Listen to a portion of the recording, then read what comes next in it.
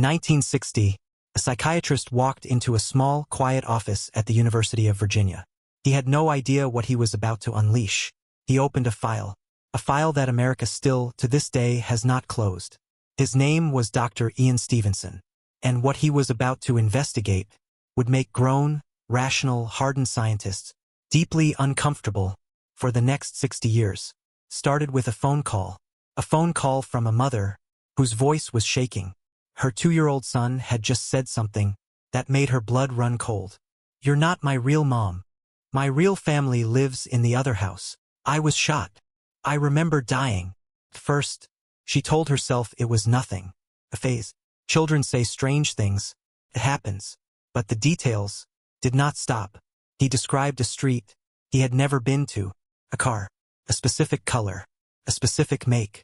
He described the exact moment, he says, he died. And this was not an isolated case. Dr. Stevenson would go on to document over 2,500 of them. Children, some barely old enough to speak in full sentences, describing deaths that were not their own. Gunshot wounds, car accidents, drownings, falls from great heights. Details a toddler should have absolutely no way of knowing. And here is where it stops being a story you can just shrug off. Researchers tracked down the families these children described. Real families, real addresses, real death certificates. And in case after case after case, the names matched, the towns matched, the cause of death matched. But it's what they found on the children's bodies that made even skeptics go quiet. Birthmarks in the exact location. The previous person was shot or stabbed or injured before they died. One child had a birthmark on his chest in the precise shape of a bullet wound, not a vague mark, not something you'd have to squint at. A near-perfect, circular scar, right where a bullet had entered a man's body years earlier. When investigators found the man's autopsy report, the one this 5-year-old claimed to have been in a past life, the entry wound and the exit wound lined up almost perfectly. Coincidence? Maybe. Dr. Stevenson thought so too. First, he tried to disprove every single case. He looked for logical explanations, overheard conversations, family gossip, local news the child could have picked up on. And in some cases, he found exactly that. But in others, he found nothing. No explanation. No story to trace back. No adult who could have planted the memory. Just a child, speaking with the certainty of someone recalling their own life after decades and thousands of cases, from India to Lebanon to right here in the United States. He started to ask a question modern science still does not have an answer for. What if memory does not die with the body? Today, this research did not stop with Stevenson. It's still active. It is run by a real academic department at UVA called the Division of Perceptual Studies. Funded, published, peer-reviewed. Not a ghost hunting show. An actual university with actual researchers still filing actual case reports. And they are still opening new files, new children, new, impossible details. Skeptics call it confirmation bias, coincidental birthmarks. Children absorbing stories from adults around them, and in many cases, that explanation probably holds up. Kids repeat things. Kids have wild imaginations.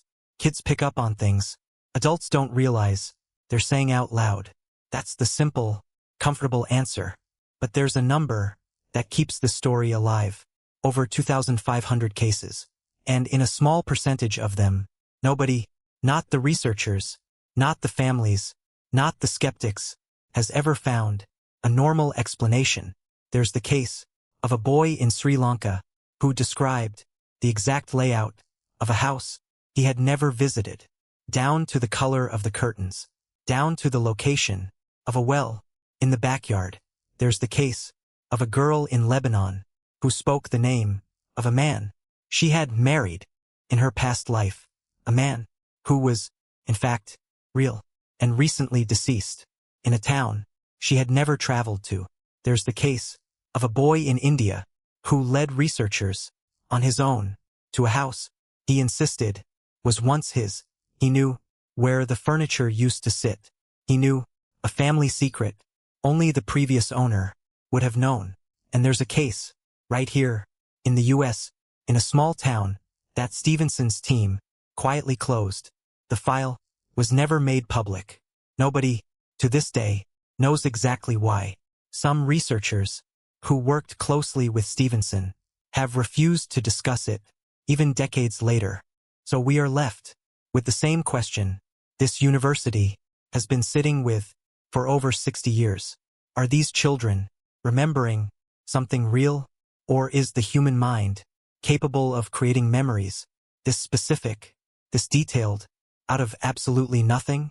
Either answer is more unsettling than the last, because if it's a coincidence, then the human brain is capable of fabricating memories so precise they match real autopsy reports. And if it's not a coincidence, then something about us survives, and it's choosing to come back. And somewhere, right now, in an office at the University of Virginia, another file is being opened, another child is speaking, and another researcher is picking up a pen, wondering if this is the case that finally proves it, or the one that finally explains it away. Thanks for watching. See you in the next one.